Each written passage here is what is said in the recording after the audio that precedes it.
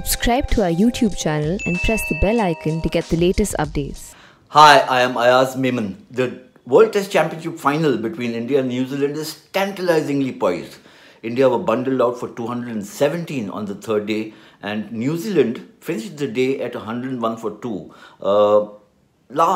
At the last moment, India picked up the second wicket to make it almost even Stevens. Remember, when the second day's play had ended, India were 146 for 3 and looking at a held out promise of a score of about 300. It didn't happen. Similarly, New Zealand seemed to be a nose ahead, 101 for 2, 8 wickets remaining, Kane Williamson in the middle, lots of batting to come. But one good session for India could completely turn this match around. So it's not, I dare anyone to pick a winner at this point in time, because we've seen how this pitch has behaved, we've seen how batsmen have struggled for runs. Even on the second day, with about 75 overs bowled, the scoring rate never went up to more than 2.2 or 2.25. In fact, New Zealand really struggled, very tardy run rate, but the battle was, the contest was riveting. It was intense. It was a match-up of skills and obviously mental toughness. Now, the star of the day, the third day, and I must talk about him, is Kyle Jamieson. 26 years old. He's only in his 8th test match, and remember, this match is not yet complete. He's got 44 test wickets already. He made his debut against India about a year and a half back in New Zealand, immediately announced himself as a wicket-taking bowler, and of course we've seen what he's done in this innings. 5 for 31. That was a fantastic spell of bowling by young Jamieson. Now, what makes him so effective? There are two attributes. One is his height. He's 6'8". So what it means for batsmen is that the ball is coming from way above your vision, your sight of vision. And that's difficult to then judge when the ball pitches. It's difficult to judge length. Unless, of course, he bowls very short. The bowler bowls very short, then it's easy to pick the length. Or bowls too full, then it's very easy to pick the length. But when you're 3/4 length, 3/4 length, or a little beyond, then it becomes difficult.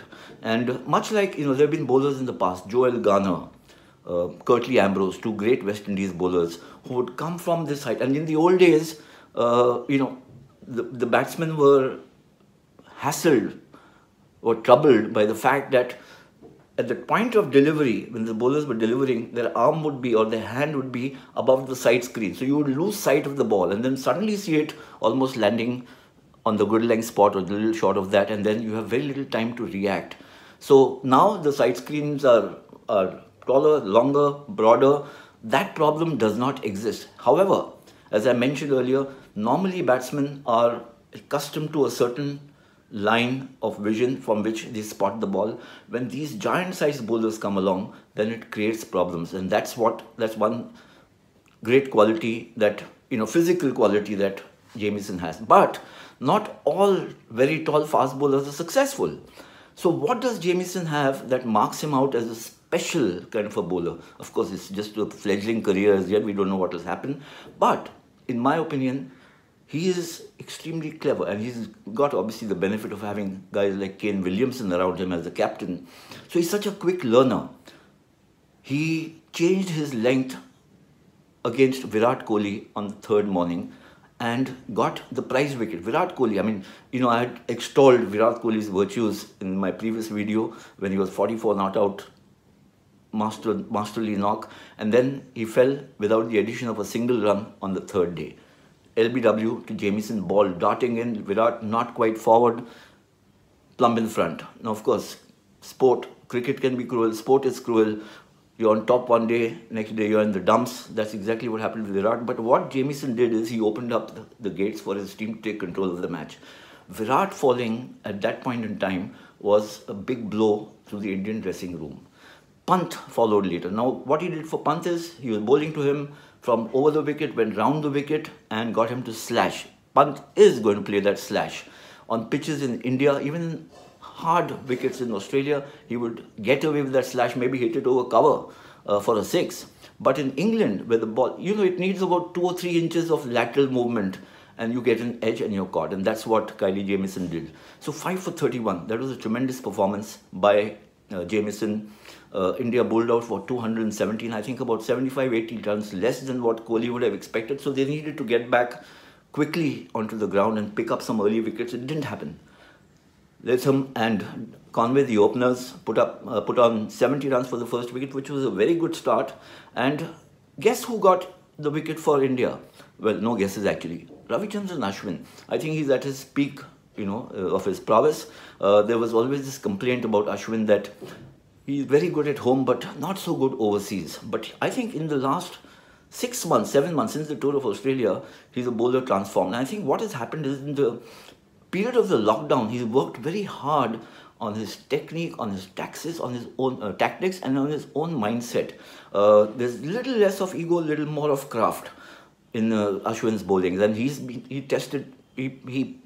harassed Steve Smith and Marnus Labuschagne, Australia's two best batsmen, when India went down under. And remember, those were crucial wickets to pick up. He actually pegged them, pinned them down with his accuracy, control, probing, spin, line, flight. I mean, his repertoire is so vast, and this is exactly what he did with Latham, who looked the most solid. They were very good in leaving the deliveries outside the off-stump, both Conway and Latham, but he got him into an indiscreet shot. Virat Kohli took the catch, and that was the breakthrough they needed. I think India were a little luckless. Mohammad Shami was luckless because he got the edge a few times. Sometimes a couple of times the ball ballooned over the slips. He could have picked up maybe 2 or 3 wickets in the 11 overs that he's bowled. It doesn't happen. Sometimes these things happen. You bowl extremely well and you don't get wickets. But at the end of the day, towards the end of the day, last gasp, just about to finish play, Shami is in the act, but as a fielder, he took a good lunging catch to his left. Not easy for these stiff fast bowlers to, they don't have that flexibility that other fielders may have. But that was a priceless wicket to pick up at that stage in the game, because 101 for 2 leaves the game. It just brought India back into the game. So as I said earlier, this match is tantalisingly poised. You pick a winner at your own peril at this point. I think what's going to happen now is we've seen the battle of attrition. Obviously, it's a battle of great skills. But I think right now, what is of paramount importance for both teams is not just about skills. It's about determination, discipline, and desire. I think these are the 3 things that will tell us how this match moves on from here. So far, it's been fascinating. I think the next, the remaining days that are there, 3 more days, will be equally fascinating, provided, I add that caveat again, provided rain doesn't play spoil sport.